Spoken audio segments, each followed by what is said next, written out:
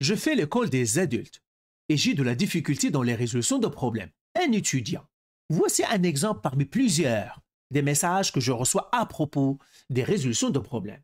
Voici un deuxième exemple. Je fais beaucoup d'efforts. Je fais beaucoup d'exercices. Il y a ceux que je comprends et il y a ceux que je comprends moins. Et quand vient le jour de l'évaluation, les mêmes difficultés apparaissent. Une étudiante. Ici, bonjour prof. Dans cette vidéo, nous allons parler des résolutions de problèmes. Et je vais vous montrer comment améliorer vos résolutions de problèmes. Mais avant tout, vous devez savoir qu'il n'existe pas de formule pour les résolutions de problèmes.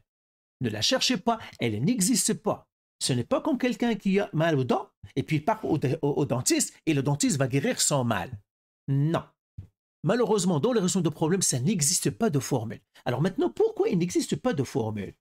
Eh bien, tout simplement parce que les résolutions de problèmes sont un savoir-faire.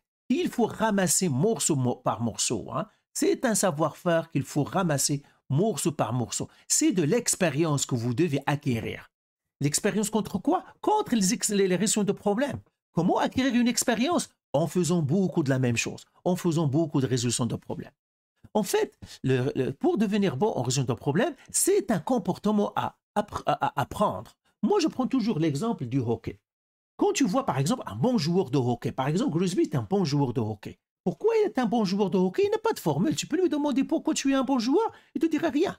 Mais quand tu le vois dans l'aréna, tu vois comment il se comporte avec la rondelle, tu vois comment il se comporte avec les défenseurs, comment il se comporte avec ses coéquipiers, comment il se positionne dans l'aréna selon c'est-à-dire le jeu. Eh bien, c'est un comportement. C'est la même chose, les résolutions de problèmes. Maintenant, que faire? Eh bien, avant de commencer, première chose, tu dois maîtriser les savoirs de base. Avant de devenir un bon joueur de hockey, eh bien, le bon joueur de hockey doit savoir patiner, doit savoir manier le bâton, doit savoir tirer la rondelle, par exemple, dans un filet vide.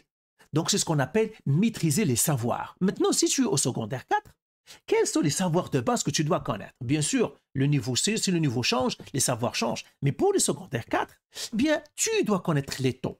Quand tu vois un taux, tu dois le reconnaître. Quand tu vois un rapport, tu dois le reconnaître. Quand tu dois voir un pourcentage, tu dois savoir comment utiliser le pourcentage.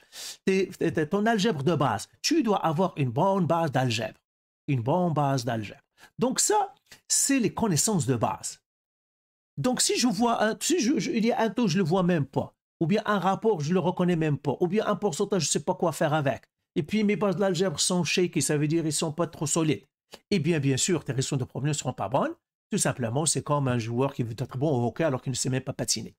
Donc la première chose, et c'est ce que nous faisons nous avec nos étudiants, la première chose, on fait un diagnostic et on regarde, est-ce qu'il a ce qu'il faut? Est-ce que les savoirs de base, ils sont là? S'ils ne sont pas là, la bonne nouvelle, c'est facile de les acquérir. On met à niveau, on t'apprend que ça veut dire les taux, les rapports, les pourcentages, comment les reconnaître, comment les utiliser, etc. Et les bases de l'algèbre. Maintenant, une fois que mes savoirs sont bons, je sais patiner, si j'ai un filet vide, je peux marquer, d'accord? Donc là, tu dois passer à l'étape suivante. Et l'étape suivante, c'est le comportement. Donc le comportement, ça veut dire qu'il faut acquérir un comportement. Alors ce comportement, nous, le faisons en 3 points pour les résolutions de problèmes. Première chose, quand je suis devant une situation de problème, la première chose que je dois faire, je ne dois pas paniquer, rester calme.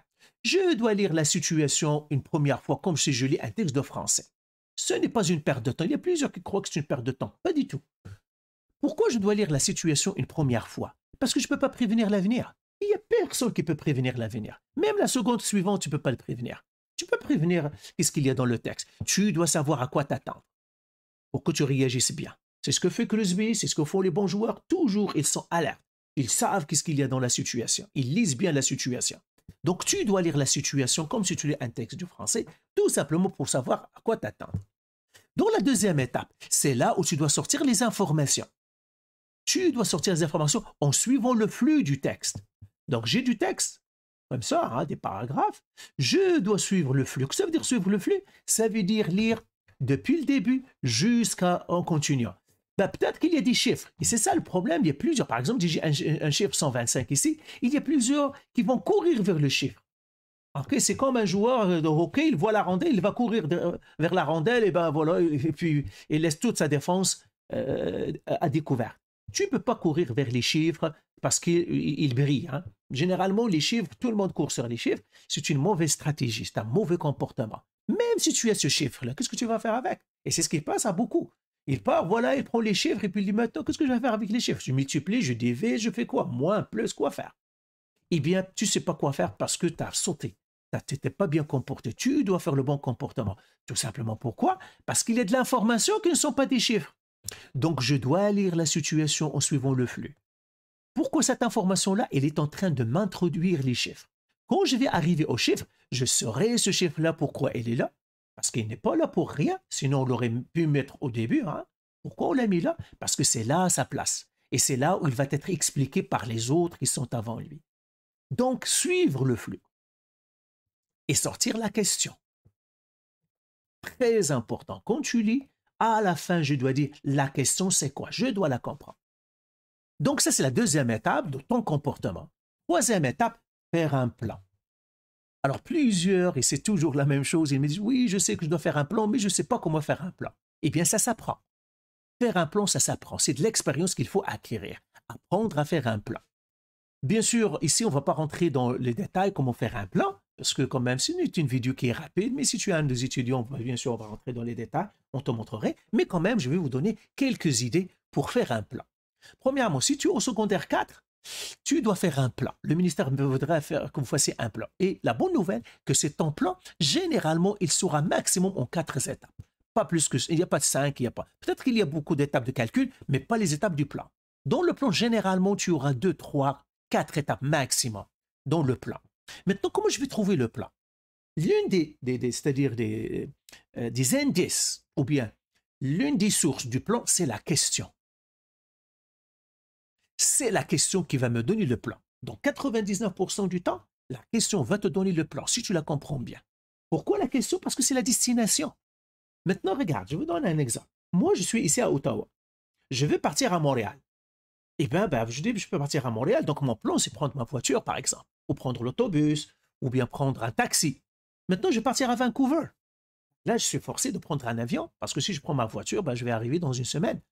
Okay, donc, la question, ou bien la destination, va me dicter le plan. Une fois que je sais ce que je dois faire, par exemple, je pars à Montréal, donc je vais prendre ma voiture. Là, je dois vérifier ma voiture, je dois faire l'essence, etc., etc. Donc, vous voyez, le plan, il est clair.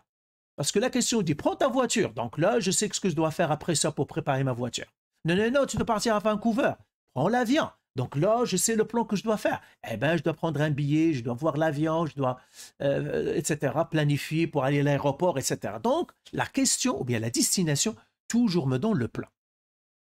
Alors, il y a des exceptions, bien sûr. Il y a des exceptions. La question, il est clair, mais ça ne me donne pas le plan. Toujours, ça va te donner le plan.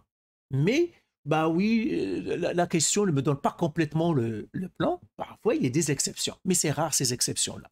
Donc, c'est ça le comportement. Nous, le comportement, nous le décrivons en ces 3 points. Donc, tu dois éduquer ton cerveau à suivre ces 3 points. Maintenant, comment tu vas l'éduquer? Eh bien, quand tu fais une résolution de problème, qu'il soit facile ou qu'il soit difficile, tu dois suivre les mêmes étapes. Comme ça, tu vas indiquer à ton cerveau le plan. Maintenant, il y a ceux qui font c'est-à-dire des comportements différents. Devant un exercice, ils font ça. Devant un autre, tu envoies un mauvais signal à ton cerveau. Il se mélange. Et quand il va voir une résolution de problème qu'il n'a jamais vue, ou bien une résolution de problème qui est un petit peu compliquée, il se perd. Il ne sait pas quel comportement je vais faire.